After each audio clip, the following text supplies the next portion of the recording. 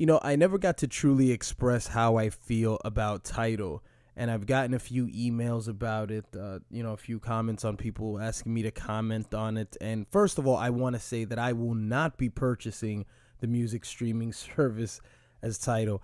I don't even fucking have Spotify. I just basically stream most of my music via YouTube and, maybe through other music outlets on the net. But I definitely won't be paying $20 a month for quote unquote lossless quality. I have a feeling that in the future, what you're going to have, say if Tidal really has the success that it hopes to have, what you're going to have is sort of an elitist technological movement of, if you want to get the best quality from Tidal, you have to purchase these headphones. You have to purchase these speakers. You have to purchase, our audio equipment in order to get the real sound out of this equipment. Because, of course, you can't expect to get this great quality out of a pair of $20 headphones. It just doesn't work that way. Though at the same time, what you guys have been hearing online all over the place is, because it's pretty obvious, this is not an issue that had to be corrected. In most industries, when you are creating something for public consumption, when you are creating something for a market, you have to figure out if you're solving a need that needs to be solved. Is this a problem that's really plaguing this community of consumers? And right now we're dealing with music consumers. If we are indeed making Tidal for music listeners and not for artists. I guess I'll get to the artist aspect of it in a second. So if we're creating it for the music viewers, if you took a poll and asked 100 people, what are your issues with music streaming? I think most people, though at the same time they don't understand that this is what makes it free, most people would say, well, it's the fact that I have to sit through ads. Well, I hate to break it to you, but the fact that you're sitting through ads, that's the only reason why the service is free. That's the only way that Spotify is making money right now. That would probably be the number one complaint, and maybe it would be, how quickly albums are available. And like I said, I have no clue because I don't have Spotify. But one of the main complaints definitely wouldn't be song quality.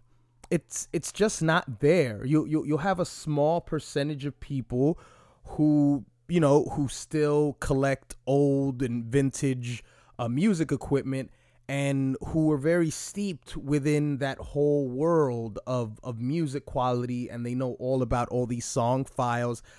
But that kind of music listener it's scarce. You're not going to find a person like that. And this person probably would never even pay for this kind of service anyway.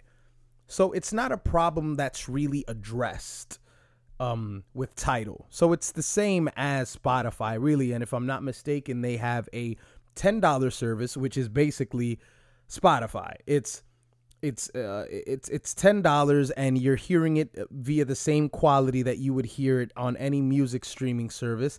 And then there's the $20 lossless quality, and you have access to all these exclusive videos and yada, yada, yada.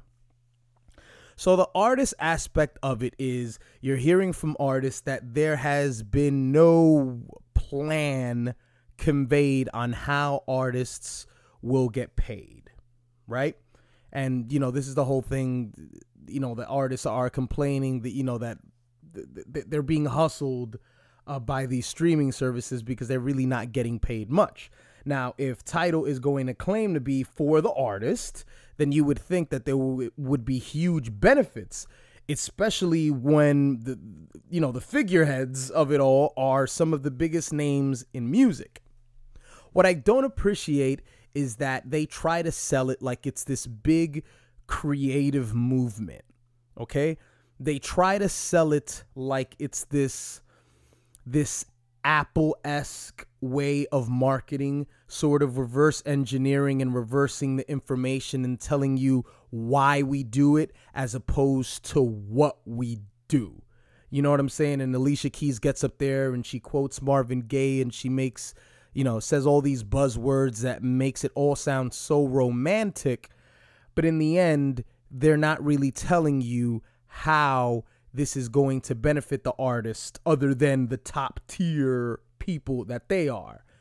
And if I'm not mistaken, I think Jay-Z, he's paying them to have a stake in the company, or I'm not gonna act like I know all the money stipulations and all that shit, but I heard something to the effect of that they stand to make a lot of money here, which is fine. But it's a business. It's a business at the end of the day. It's not a lifestyle. It's not a culture that you're selling.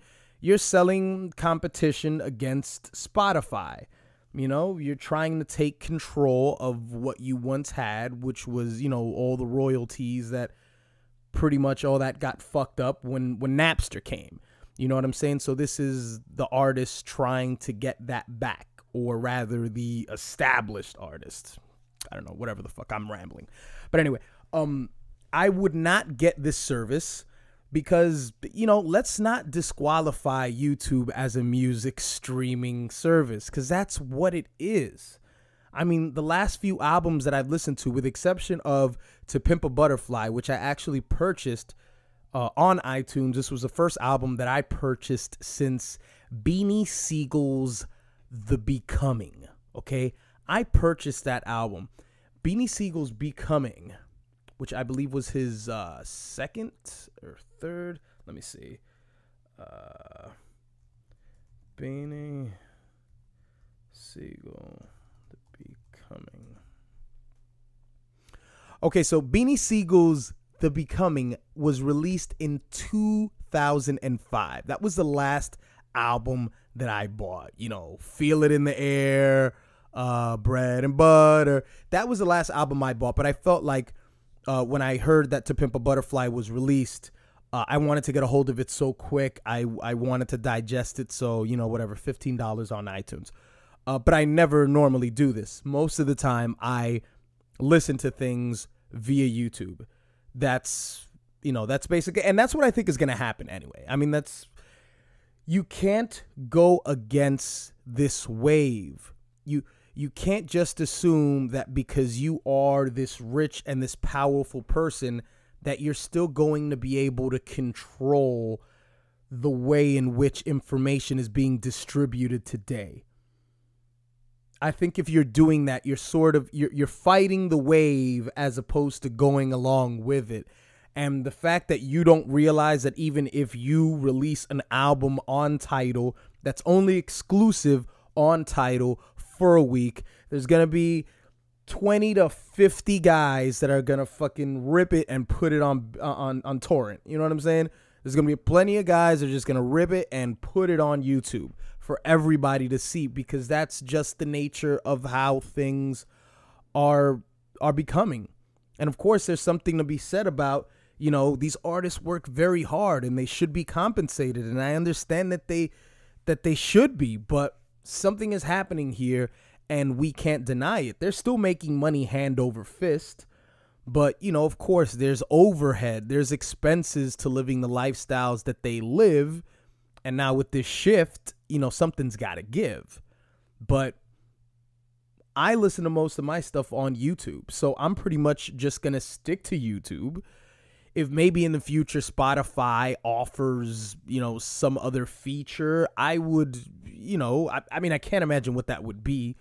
If there was a service that somehow monopolized, figured out a way to sign the biggest music acts and guarantee that for a year, 2 years, you would get exclusive albums by these people, the full content, everything, and you had to pay a monthly subscription. If they could somehow guarantee that, though I know that would be very difficult. I'm sure there's a lot of legal loopholes that you have to fucking jump through And, you know, maybe it's very, you know, idealistic for me to view this and very simplistic. I understand that. But, you know, maybe a scenario like that I would definitely pay for, because it's like, hell fucking yeah, of course. If they, you know, they get all these people and they sign them and it's like, holy shit, like you mean to tell me I can hear for the next 2 years Big Crit has signed on to this music streaming service, and whenever he drops, I'm going to get those 15 tracks the minute it drops straight to my phone on the app? Are you kidding me? Of course I'll pay $20 a month for that. That's fine.